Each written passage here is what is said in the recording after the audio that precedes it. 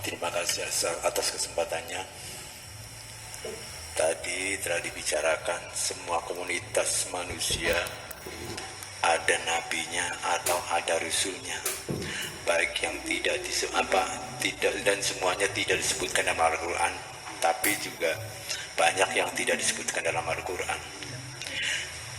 Itu sebagai argumentasi nanti manusia di hadapan Allah tidak ada alasan saya tidak ada rasulnya atau saya tidak ada nabinya kalau mereka tersesat. Yang jadi pertanyaan, walaupun ada nabinya atau ada rasulnya, yang punya hidayah Allah memberi hidayah kepada siapa saja yang dikehendaki.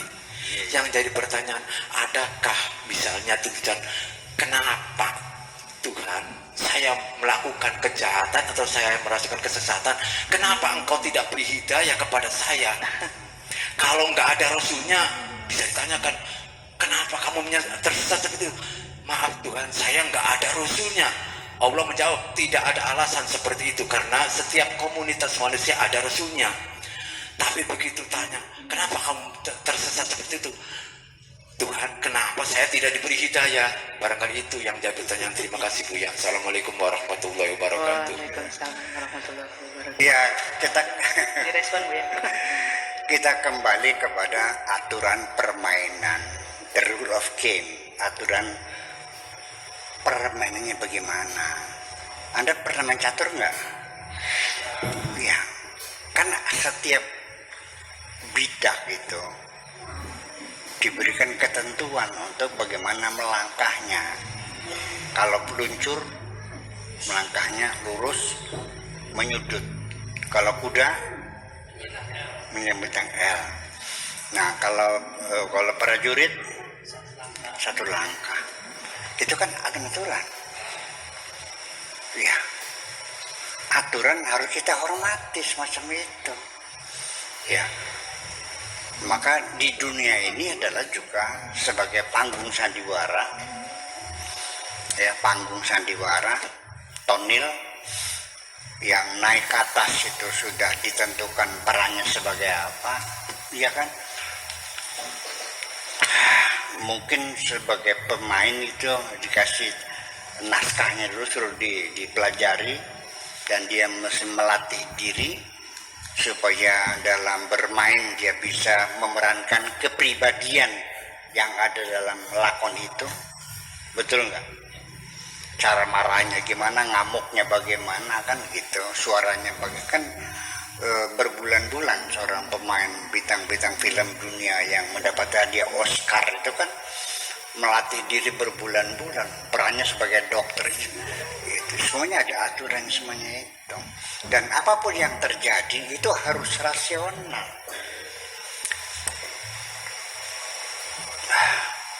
Rentetan peristiwa ketika ada ya peristiwa dalam cerita novel, disajak di novel, di cerpen apa saja, itu selalu terkait hubungan sebab akibat. Ya, namanya bahasa Arabnya namanya habakah. Ya, tetapi kalau peristiwa itu tidak ada kaitannya, namanya hadwata. Itu bahasa nggak tahu bahasa Indonesianya apa.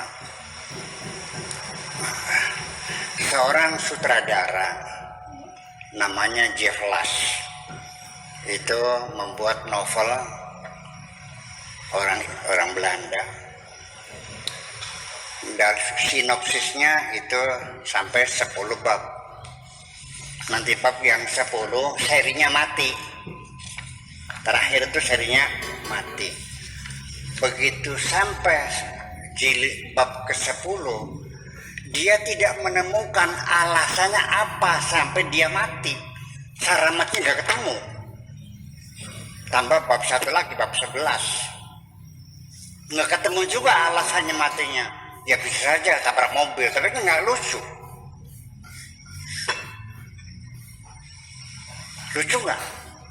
Udah berakhir mati, ya udah ber-10, ya dia berjalan dalam keadaan lengah, tanpa menengok kanan kiri karena terburu-buru akhirnya dan dulu ada mobil nabrak dia lalu mati. Ya nggak lucu dong. Ada rasionalisasi. Itu namanya kerjaan sastra kan kerjaan serius juga, nggak bisa main-main. Iya. Nah, aturan-aturan semacam itulah makanya ada sinopsis, ada segala macam, ada frame gimana, urutan peristiwanya, terdiri dari bab, berapa jilid, semuanya ada kan seperti itu. Nah, Tuhan juga membentuk sandiwara di bumi ini juga ada aturan-aturannya.